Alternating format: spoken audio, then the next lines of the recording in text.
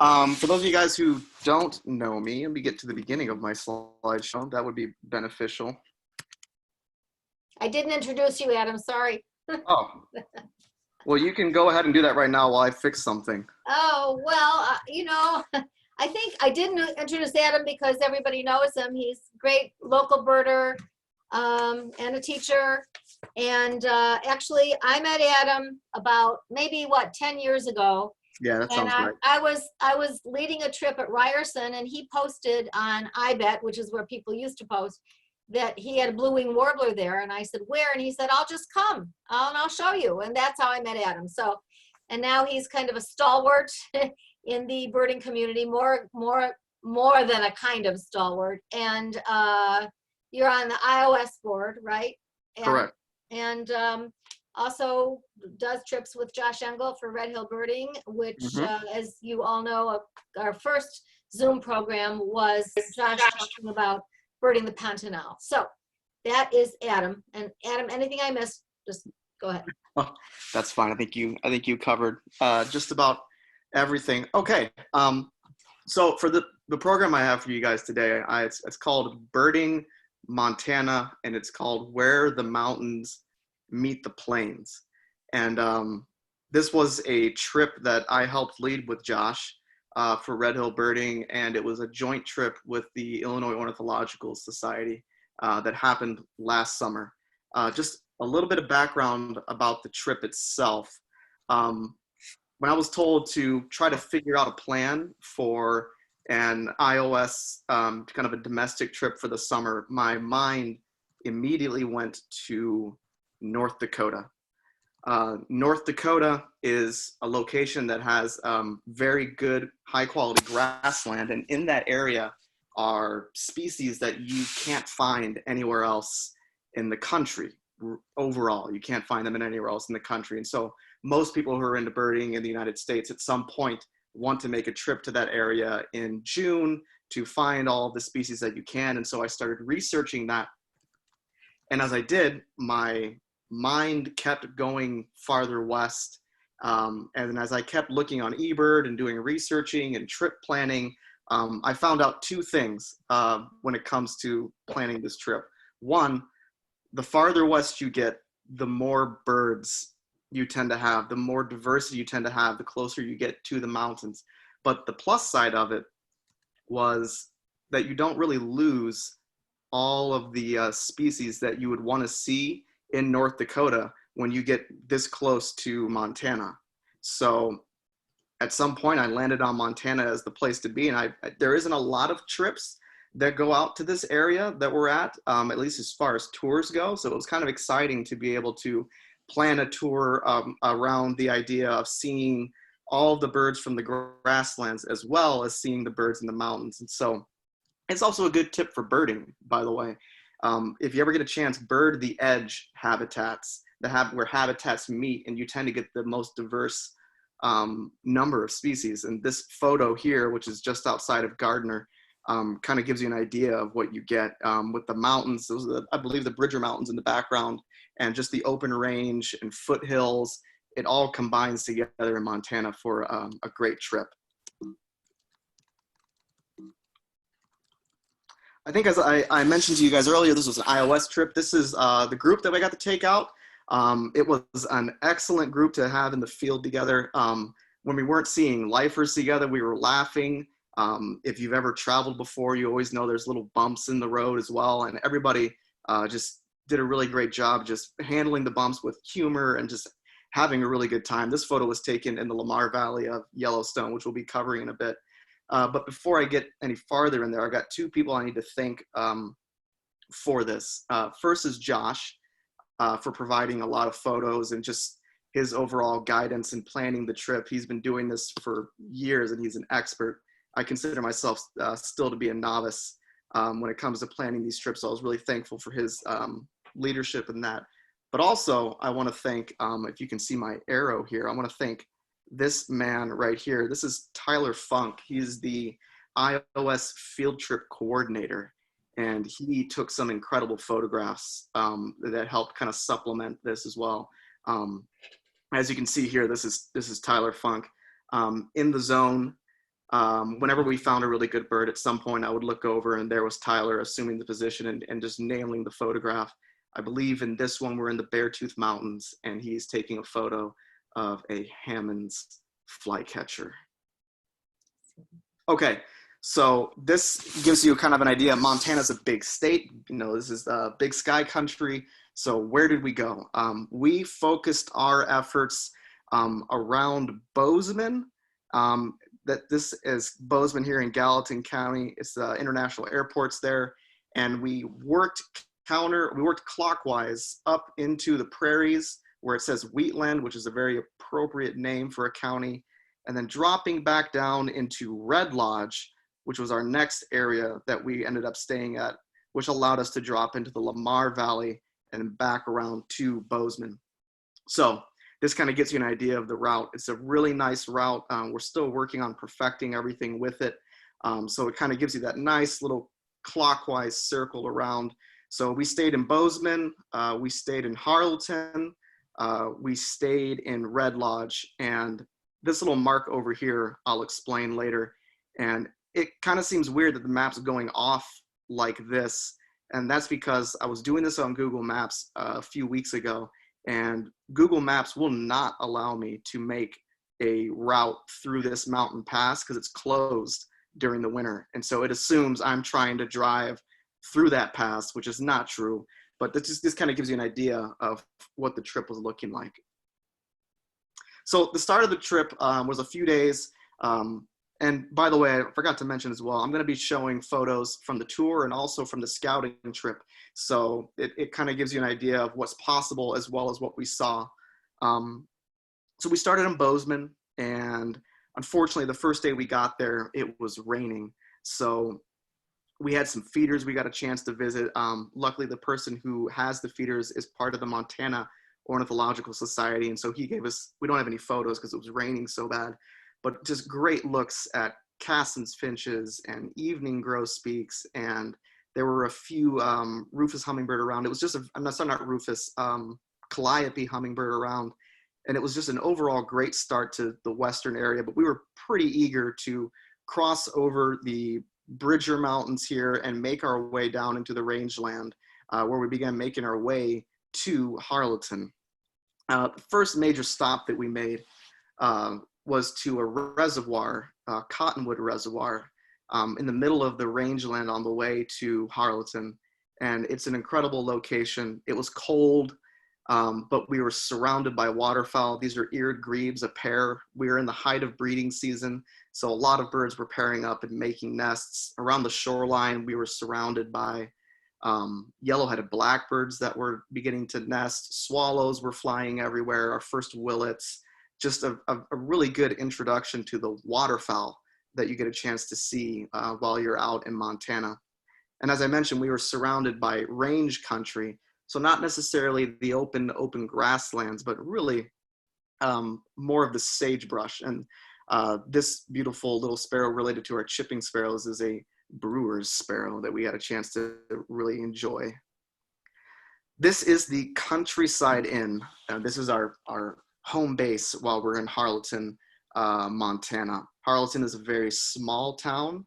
They're not used to a lot of visitors, but this is the gateway to some of the best prairie and grassland that you can have in Montana.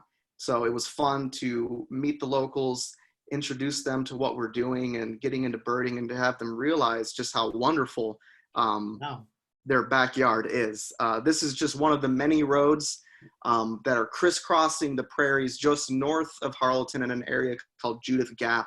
I heard Sonny say, wow, and that's pretty much how everybody feels whenever you stop on any of these roads. You look in one direction, you're surrounded by mountains. You look in the other direction, and it's just open prairie for as far as you can see. So it's a really just incredible location to be at. And we really enjoyed staying in Harleton as well. Getting out in the prairies, though, you have to get up pretty early. So our morning routine was getting up, going to the gas station, getting some coffee, and really early in the morning to be able to take advantage of all the song that is playing and going on in the prairie in the early morning.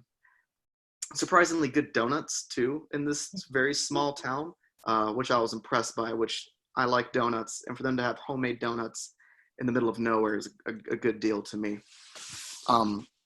This is a long-billed curlew. It is one of the first birds that you will hear when you get out into the open prairie.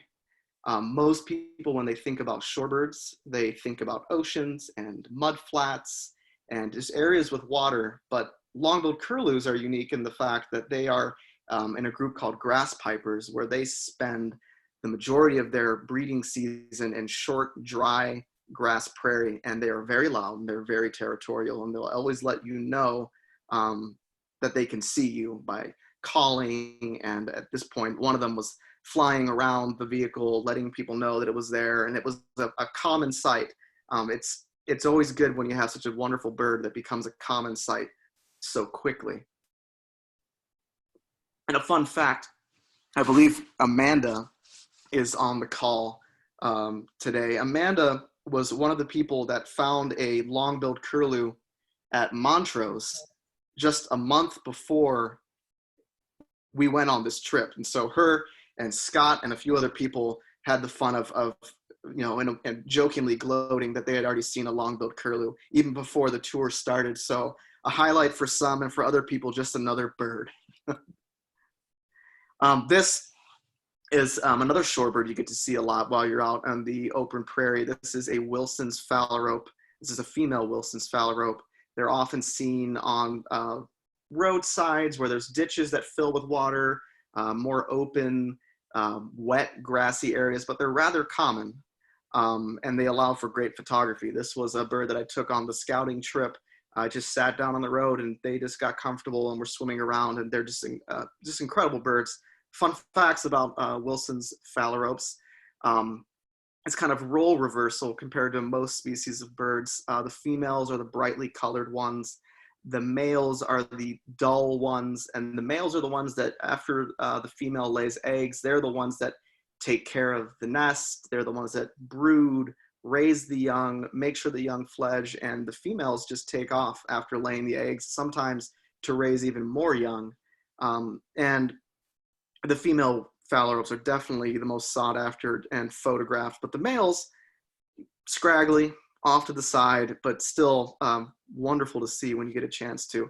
And there were loads of them in the area north of Harleton. Another great thing about being out in the prairies is the number of birds of prey that are out there, especially the ones that you just don't get a chance to see as often in the open, beyond just the ones that are out in the west. This is a short-eared owl named for the little tufts that you can see very clearly. You don't always get a chance to see that. This was taken on the scouting trip just on the side of the road. I am used to seeing, as most people are, short-eared owls at very early in the morning or later in the evening when it's hard to see them, but with an abundance of prey, they end up becoming a lot more common and a lot less shy. We had them numerous times on the tour. We even had one that was attacking a coyote with a northern harrier. Just a wonderful experience with these owls, and being able to see them was incredible, along with ferruginous hawks, burrowing owls, golden eagles. A really good trip, including ones like this. This is a Swainson's hawk, a younger Swainson's hawk, resting on a pole in the evening.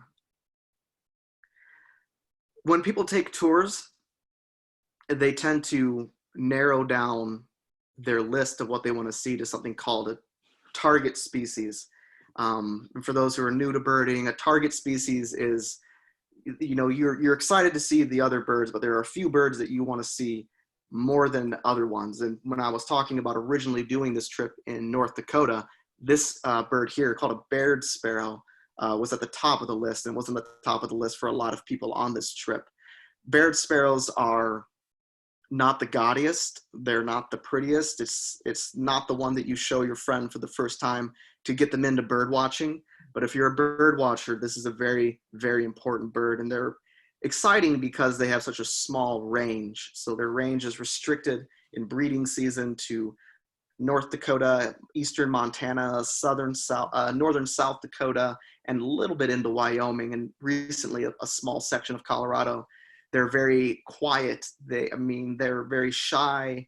They're kind of reclusive unless they're singing. So the best place to see them is on the breeding grounds when they're singing. And when we went to Oka Road and other areas north of Harleton, we ended up having 10 to 12 of them singing.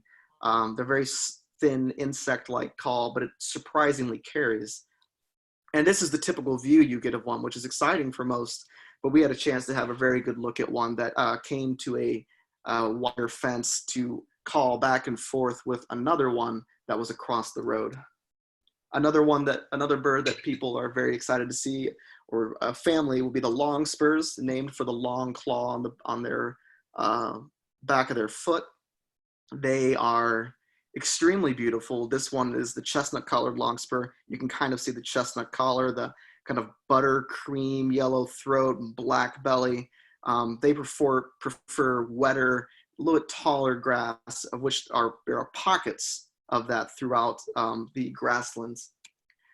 However, another one that you get to see is called the McCown's Longspur, and this is a McCown's Longspur showing off their classic gray and black coloration with little chestnut in the wing here. And they prefer drier habitats and shorter grass, which were in abundance as well. So another nice thing about the prairies that we were at is you get these short grass, dry western prairie, as well as the kind of taller, thicker prairies that you associate with North Dakota, which is why you get both of these longspur species in Montana.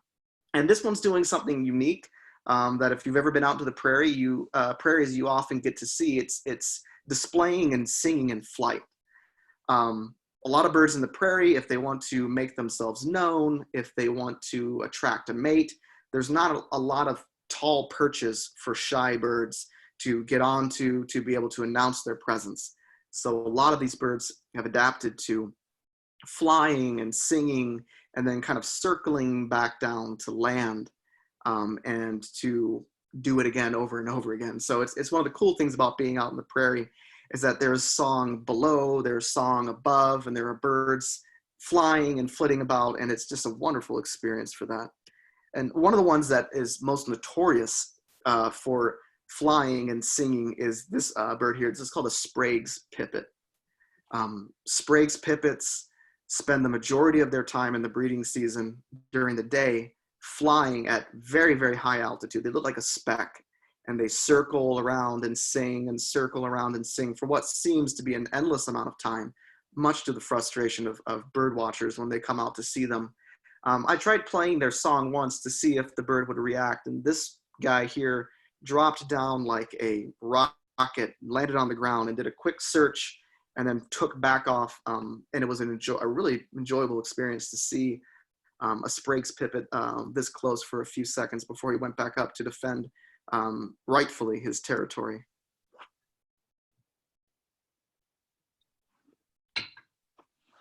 Okay, what you're seeing here is a very common theme when you're out in the prairies. Because there's very little traffic, a lot of times what we do is we drive, and if we see some birds, we stop and we take photos. And because of the nature of the trip, a lot of times the photography opportunities are incredible. And after I was done processing all of my photos and looking for the trip, I began to realize that the photographs kind of fall into categories when you're in the prairie. I call this category birds on barbed wire fences. So the first one we have here is a western meadowlark, very common bird when you're out in the prairies, very loud and raucous song. In fact, a lot of times when I'm trying to point out song, it is to tell people to listen beyond the western meadowlark to hear the other birds. Another example of that bird you might be trying to hear is this little bird here. This is a grasshopper sparrow, somewhat common out here in Illinois, but much more numerous in the shorter dry grass prairies out in Montana. And on the right here, we have a vesper sparrow, another bird that is more common in Illinois, especially if you are in more of an agricultural area. They tend to nest in those areas in the banks on the side, and a couple scattered trees, and they'll be comfortable. But it's a very confusing looking bird. It can kind of look like a song sparrow. It can look like a savanna sparrow, but a few key things that you can kind of key in on here is the bright eye ring, this little white malar stripe that kind of connects around the cheek. And when they fly off, they have white outer tail feathers. And by the end of the trip, most of the participants were, because when you're driving around, everybody's kind of like, oh, stop, I see something. And then they see it fly, and oh, never mind, it's just a Vesper sparrow. So it quickly becomes one of the more common birds on the tour. Second category that I have is passerines on posts. The one on the left here is a horned lark. This is probably the most common bird out in the prairie land. And surprisingly, this is the only photo I ended up getting of this bird. Their tinkling songs are just prevalent throughout the prairies.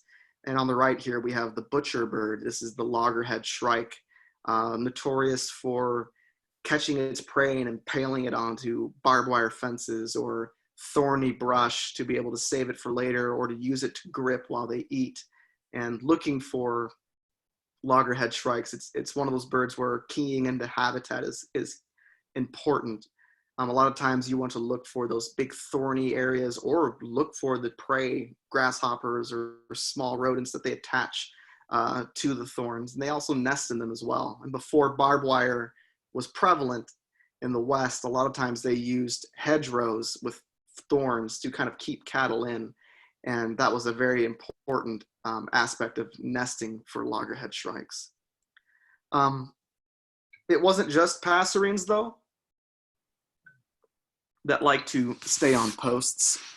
We also here have shorebirds that like to stay on posts. On the left, we have a Wilson snipe, a rather common bird in Illinois, but very difficult to see. And oftentimes we don't see them like we do here. This one was sitting on a prominent post, and when I realized it was there, it decided to freeze and act like it was part of the post and not move, which was, great for photography. Not the best job of camouflage for him, though. And on the right is an absolutely stunning upland sandpiper. This is another target bird for a lot of people when they come out to the upper plains, is to find this other grass piper that enjoys agricultural fields. It's a breeder in Illinois, much more numerous out west and up in the northern plains. This was the only one we found, and it spent a solid 20 to 30 minutes with us singing and calling with another one that joined it. And the only reason we found it is because of some flyover marbled godwits, which were another great bird for the tour as well. It's not just the birds out in Montana, though. A lot of mammals, over 20 of them were seen. In the prairies, though, the most common one we would see was the pronghorn antelope, fastest land animal in the New World. So joy seeing these all over the prairie. Some of the other birds we got, the other mammals we got to see were a little bit cuter. This is a Richardson's ground squirrel. I don't think the grasshopper was probably the biggest fan of its doe-eyed cuteness. Beyond just mammals and some of the grassland birds, another big aspect of being out in the prairies is the waterfowl and other birds that take advantage of water areas. And there are a lot of areas called waterfowl production areas, and this is one in Golden County that we got a chance to visit. The closer you got to this road, it split the water impoundments in two, but it must have overflowed at some point. So the road to get down there was difficult, but once man is out of the way, nature tends to take over, and that this apparently became the roosting spot for a lot of the waterfowl here. Mostly mallards, but if you've got a keen eye, you might notice there is a pintail. There are some gadwall and also some shorebirds along the sides, as well as some gulls. This is one of the prettier shorebirds we get to enjoy while in the prairies. This is an American avocet, difficult migrant in Illinois, but a breeder out in the plains. And so it was wonderful to spend some time enjoying these guys. Another common bird among these kind of wetland areas is Franklin's gulls. Another migrant through our area in Illinois. They were common and they were busy fly catching and searching out for insects that were flying around low in the marsh waters. It is also the only place that we were able to find white-faced ibis. This is the western counterpart to the glossy ibis, which is common in Florida and up the East Coast. They're out in wetlands throughout the Montana prairies, but difficult to find and local. But the areas that we went to had a few that were some flybys for us. This kind of gets you an example of what it's like to be birding out in the open prairie. The moment you find a bird or you find something to look at, it's easy just to pull the car over. Everybody gets their scopes and their cameras out, and we just get a chance to spend time with the bird in the open air.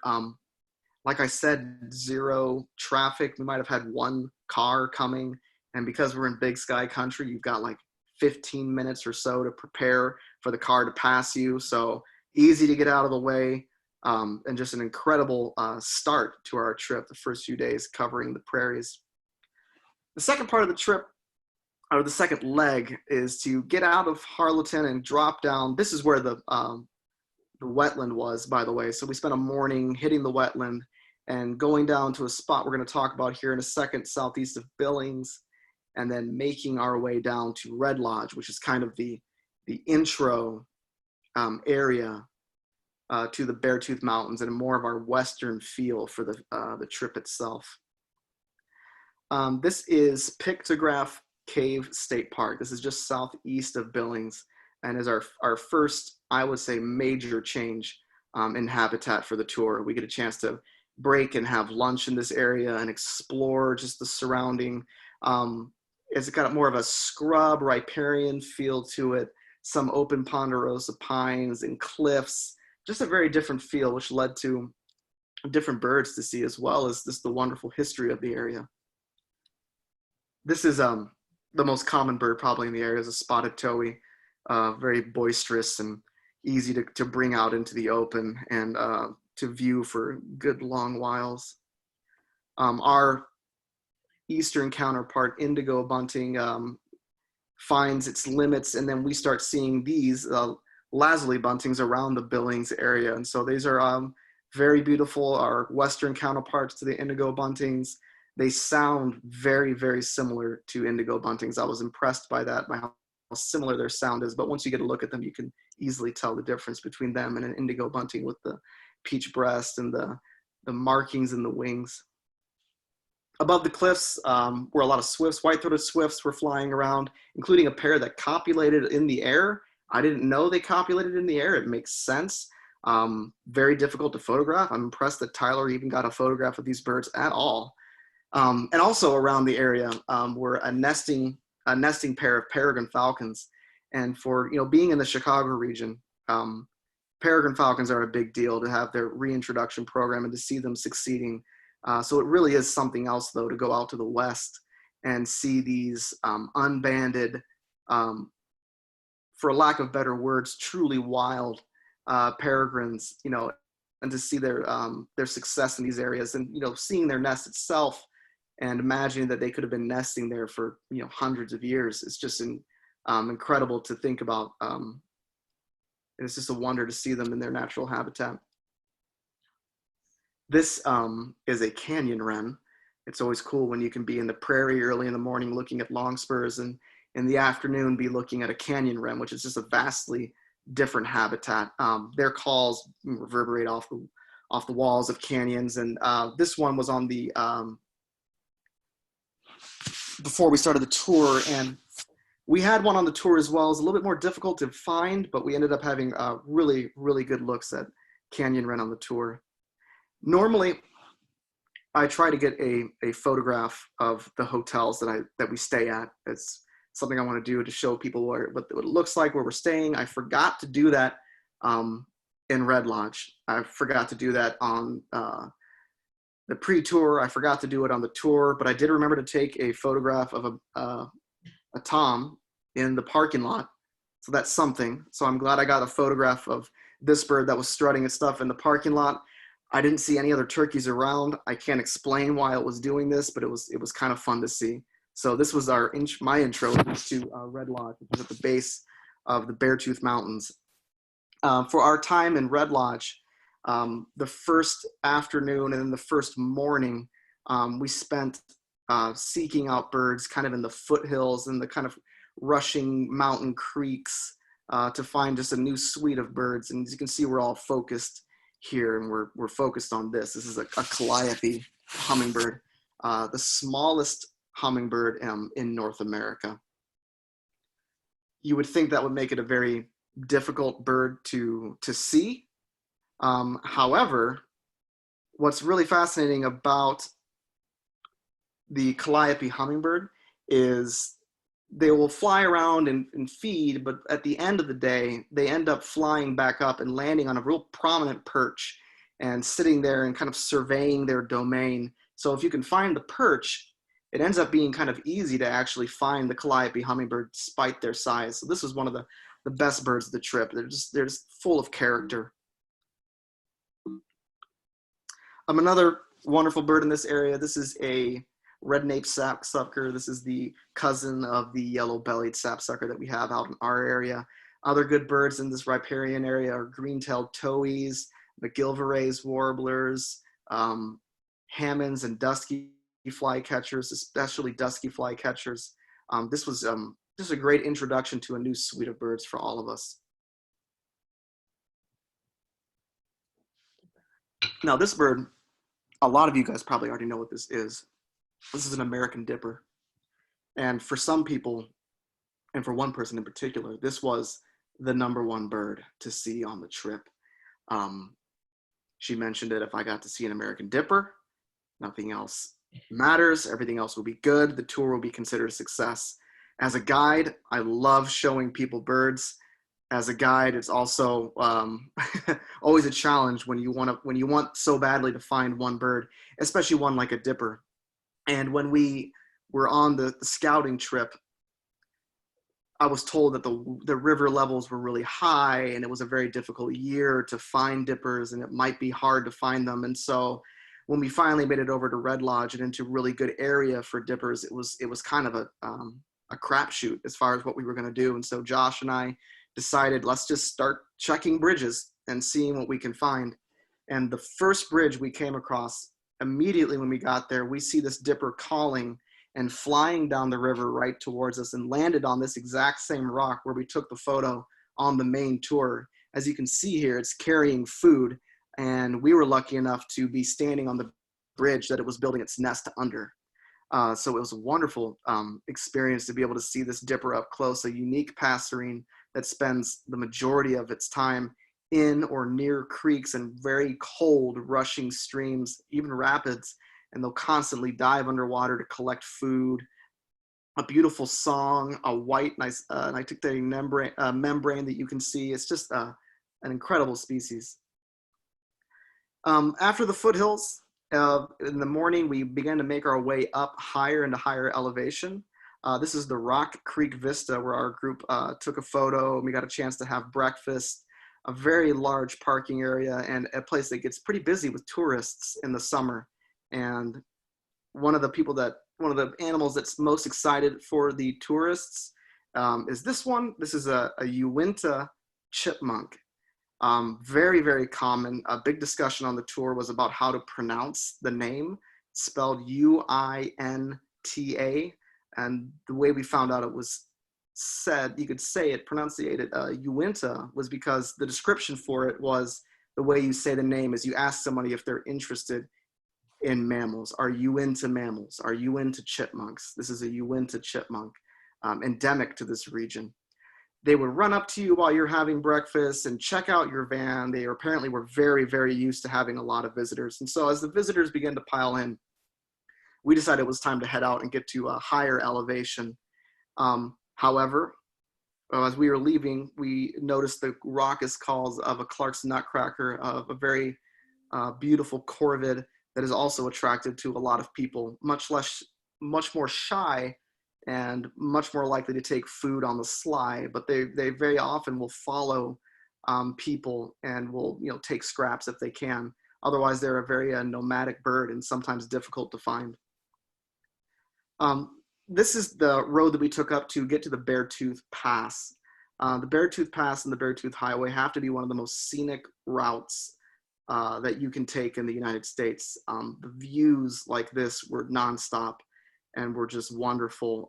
We were up there on a very good weather day on the main. Sunny? I got it. Okay. Yep.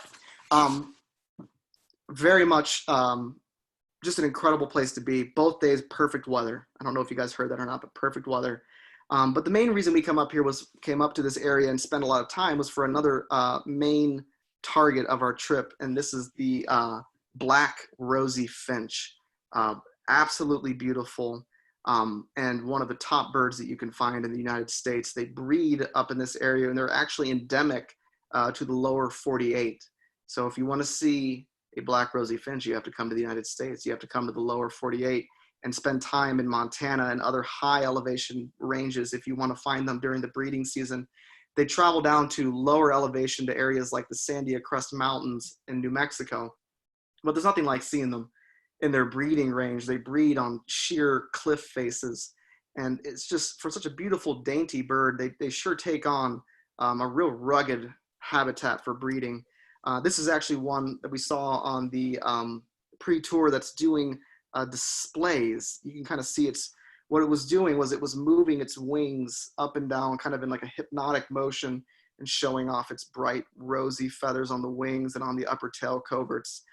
Just absolutely wonderful birds, and we ended up on the main tour getting great looks at it, at a male as well, feeding on the snowbanks. Other birds of the high alpine tundra are birds like this, the American pipit. More cute mammals you can see as well. This is a pika that is just a mammal that a lot of people want to see on these trips. Yellow-bellied marmots were also very common as well.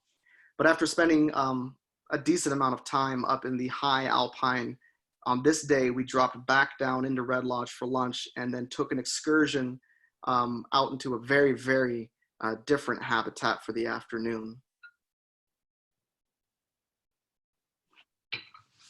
This is our group again, looking very excited, especially, I don't know if you guys know this person. This is Luis Munoz in the background, who's very excited because he got to see his target bird for the trip. We are in the open sage grasslands of the Prairie Mountains of southern Montana, and we're looking at a mountain plover.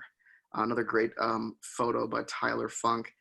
This bird is a very remarkable shorebird in the fact that it breeds in these desolate areas, a lot of times considered to be easier to see in the Texas coast or in some of the valleys in California in the winter. But there's something about seeing these birds in their breeding habitats that make them very, very special. And one of the reasons it's such a special bird is how difficult it is to find. There is a mountain plover in this photo. Some people have already seen this photo if they are on Facebook with me, or other people have not.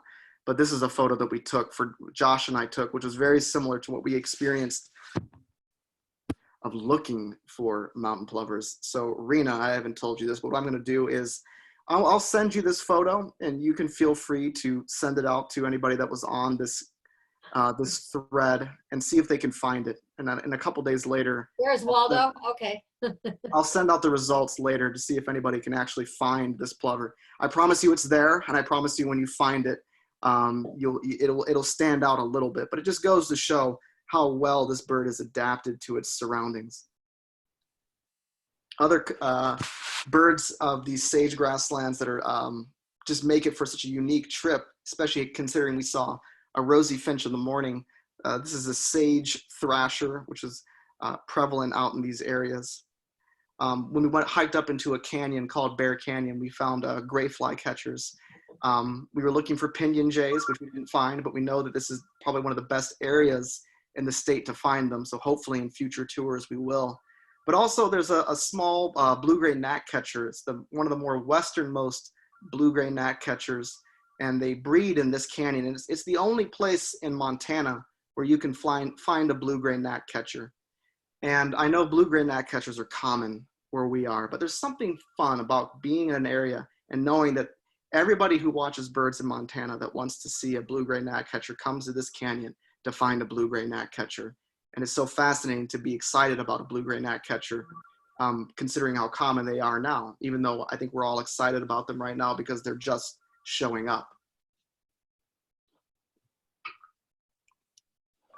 This was another bird that was unfortunately only seen as Josh and I were preparing for the trip. This is a greater sage grouse, nicknamed the funky chicken on the tour. Very difficult bird to find. It's one of those things where cruising the back sage country is the way to find it. And Josh and I were lucky to stumble upon one. As you can see, they're very well camouflaged, even when they're somewhat out in the open. Our whole encounter, this was a lifer for both Josh and I, our whole encounter was probably no more than 5 to 10 seconds. So they're there, but if they're not on their leks, they're difficult to find. So we always hope to stumble into the funky chicken, the greater sage grouse, while we're out. I know a lot of people claim that Chicago has the weather that changes the fastest. That is definitely not true. Montana might hold that record. Our next day on our way to go over the pass and go into the Lamar Valley, we were met with reports of snow that had fallen fresh over the pass. But luckily, we were able to get over the pass. We planned to take a great group photo at the Continental Divide at the highest point. But unfortunately, we were kind of snowed in, so we just all took selfies and sent them to our significant others to let them know that we were having an adventure. In fact, by the time we got back down on the other side to cross into the Lamar Valley, the road was closed because they were waiting for the snowplows to finish up the area that we were just in. And being bird watchers, instead of complaining and grumbling about stopping, we opened up the back of our cars and our vans and had breakfast and took in some of the birds, including this beautiful male mountain bluebird that was resting on some of the equipment that was blocking the road. The drive down into the Lamar Valley itself is incredible. This is just one of the alpine lakes that we get to stop at. We stopped at this one specifically to look for American three-toed woodpecker. We struck out on that bird. We saw a lot of other beautiful ones, including a spotted sandpiper in the middle of the lake on some ice on a rock. Mergansers were there, but one of our tour participants noticed what they thought were feathers or something falling down from the trees on the way out. And in following the feathers, we found this nesting great horned owl family, and it was the down off the heads of these young great horned owlets that were the cue that these birds were here. And Josh and I were maybe slightly embarrassed that the owls on our first stop here, but we are very thankful for the sharp eyes of everybody on the tour to find these. And you might notice as well that this great horned owl looks a little bit different than the great horned owls that we see around here. Out west and at farther northern latitudes, a lot of times the great horned owls become paler in color. So this was just a striking individual that we got to spend some time with. Okay, this is the Lamar Valley of Yellowstone. If you get the chance, whether you go on a Red Hill birding tour or not, go to the Lamar Valley of Yellowstone. It is an incredible location. It's like stepping back in time. It is home to the last wild, free, no introduced bison in the world. And it's just something you can't find anywhere else. It's also one of the best places to find large mammals in the lower 48. And there are a lot of people there, but it's just hard to pass it up. It's hard to not enjoy being surrounded by these just ancient, massive creatures. And I told myself when I went on the tour that I would be focused and I would be working on finding the mammals, and I wouldn't, subject myself to tourism. And it's impossible. It's impossible to do. You can't be there and not just be sucked in just by the incredible wildlife. It's just impossible. People will talk about how there's a lot of times traffic in this area, which can be difficult. But if you're a bird watcher or a fan of nature in any way, you know that traffic jams aren't always a bad thing. A lot of times it points you towards the wildlife that's there in abundance. And this is a black bear that we found on the scouting trip. I know it kind of looks like you're looking at a brown bear, but there's actually black bears that look brown. And this is an example of one. You can tell the difference between them just by their facial structure. This one has a very long nose, where they kind of say that the grizzly bear has more of a Roman nose. And as well, you can look at the back. On a grizzly bear, this would have a huge hump because they're a massive, massive bear, much bigger than the brown bears. But we saw black bears, we saw grizzly bears, both on the scouting trip and also on the main tour, which was a huge attraction. And I couldn't pass up a photograph of this bear scratching on one of the trees, which was a real treat to see. A true highlight for all of us on the tour as well in the Lamar Valley was seeing some wolves.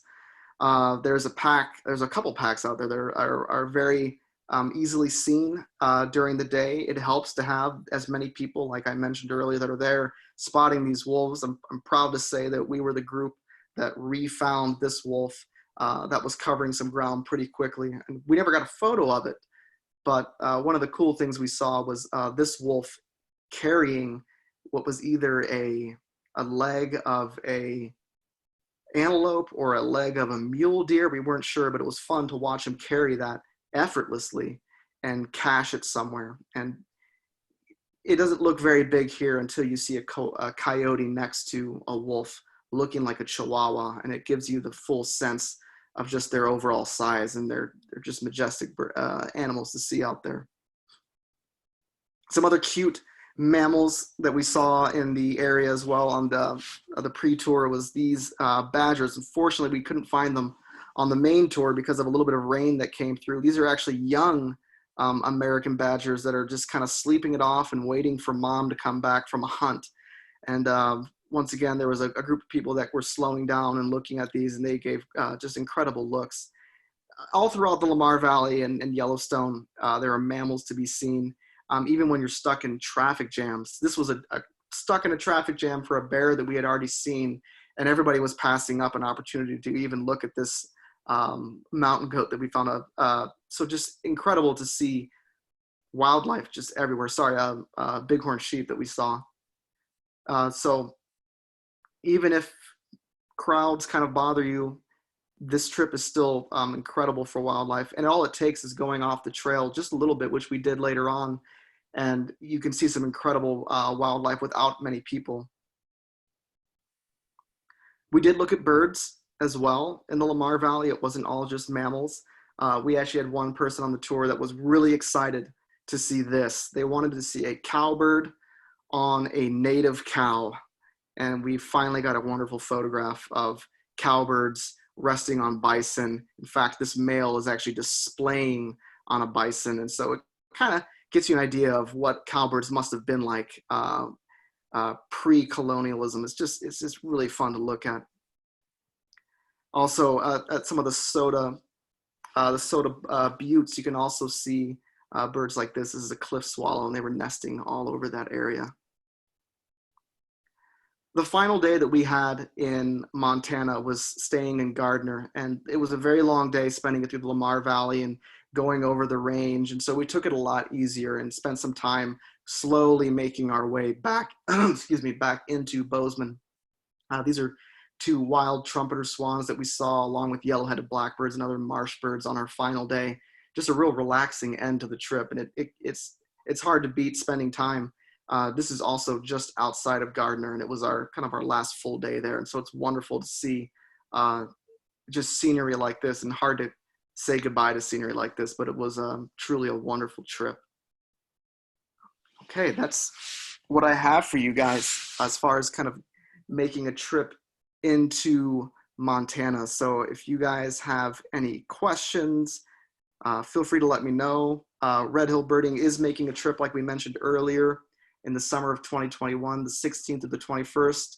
Still have a few spaces available for that trip, as well as the Cassia Crossbill extension, looking for the most recently described bird for the United States. And that's the split from the red crossbill with the Cassia Crossbill. Honey, do you want to do the chat? I don't know if Adam can see the chat. Yeah, there's one question actually from me. What time of year was this, Adam? This is mid-June. Okay. So this was probably the third week in June, or second week in June. Excuse me, second week in June. Okay. Okay. So I'm going to unmute everybody. We'll see if that can be managed.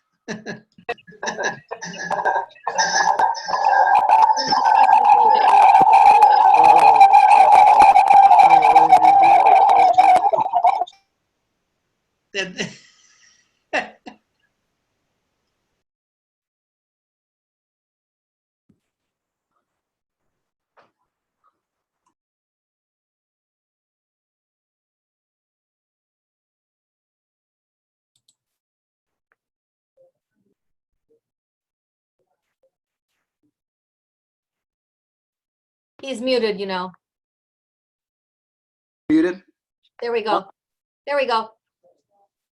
So we go all the way down to southern Idaho, and it is a wonderful little trip to go down there. We stopped a bird on the way, and we stopped outside of an area called Twin Falls, Idaho, to make it into a mountain range just south of there that has the Cassia crossbill in Cassia County, Idaho. So really beautiful birding area, and the Cassia crossbill is only found in that little mountain range there.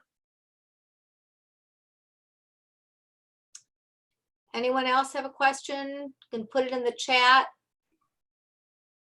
Kind of hard to unmute everybody, I'm afraid. If you're trying to find the chat, you have to kind of bring your mouse up to, up to the bottom or the top of the screen and look for the kind of chat window to type a question.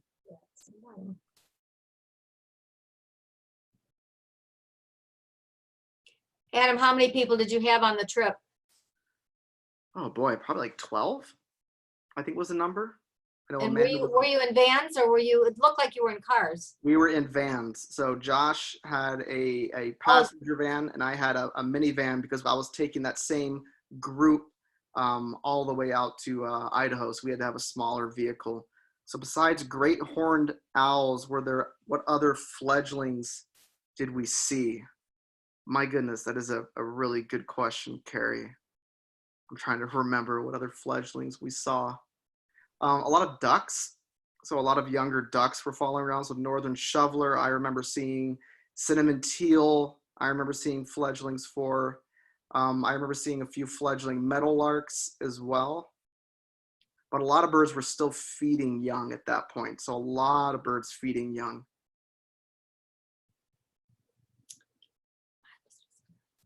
I was going to ask you a question and I just forgot what it was. Oh, I was going to ask you what the top 5 votes were for favorite birds. Oh boy, I'd have to go to the trip report to find that out. I wonder if I can pull it up on my phone. I know for a fact that the Black Rosy Finch made it on there. Give me a minute. Wow. For those of you who haven't been on Red Hill birding trips, Josh always has participants at the end of the trip vote for their 5 favorite birds and 5 favorite mammals, if you're in that kind of area. And usually there's ties. And I think I looked it up on the site. I don't remember what it was, Adam, but I know there was a tie. Oh, I'm sure there was. There was a few birds that were pretty big. Okay, top 5, Black Rosy Finch and Mountain Plover were tied. American Dipper was number 2. Sure. So I guess number 3. 4 was Williamson Sapsucker. I didn't get a great photo of that one, so I didn't put it on there. But that was when I mentioned how you can kind of go off the beaten path in the Lamar Valley. That's actually what we did. We weren't even a half mile off of the main drag through the Lamar Valley. And we went a trail, probably about a half mile down the trail, and found a Williamson Sapsucker nest. Oh. And we got to see it feeding young. It was a really incredible experience. We kind of sat around and just took in the scenery and the other birds. There was a western tanager just sitting on a log. You know, McGilvery's warblers were singing everywhere. Broad-tailed hummingbirds flying around, and just watching this Williamson Sapsucker, which was a big target for a few people. And the last one was Baird sparrow. Cool. Any other questions? Well, you've had a few people say, great presentation. Here's another one. Thank you, Adam. I unmuted everybody. Let's go. Everybody give Adam a